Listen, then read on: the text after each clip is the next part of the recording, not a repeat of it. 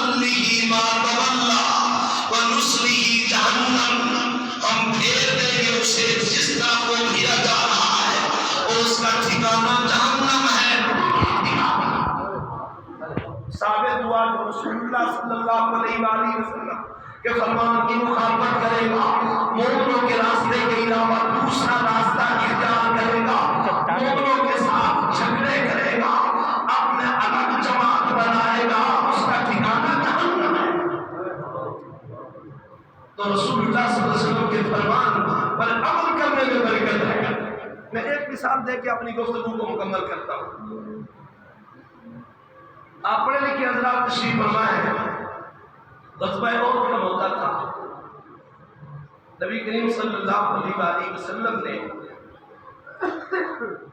50 تیر انداز مقرر فرمائے ایک درے پر، جن کا جو ہے سپہ سالار حضرت عبداللہ بن جبیر رضی اللہ تعالیٰ عنہ بنایا، اور حضور نے ان کو سفید لباس پہننے کا حکم دیا تاکہ ان کی الگ پہچان ہو سکے، اور آقا کریم نے ان کو حکم دیا تم نے یہ درہ نہیں چھوڑا جب تک میں تمہیں حکم نہ دوں۔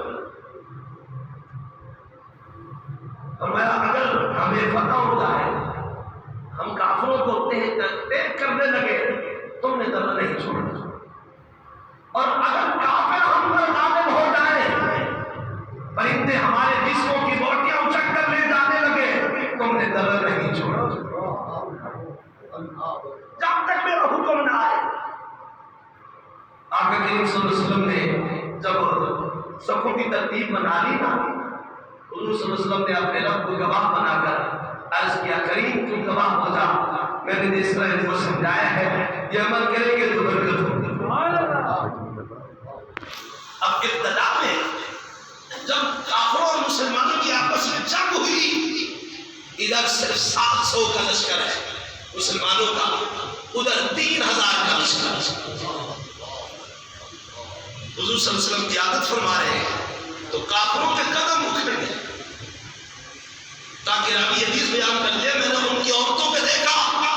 وہ اپنے کپڑوں کو سمیٹ کر بھاگ رہی تھی جان بچانے کی۔ ہم مسلمان مجاہد تھے، وہ مال غنیمت اکٹھا کرنے میں مصروف ہو گئے۔ وہ 50 تیر انداز جو تھے جن کو سرکار نے حکم دیا تھا جب تک میرا حکم نہ آئے تم نے یہ درہ نہیں چھوڑا۔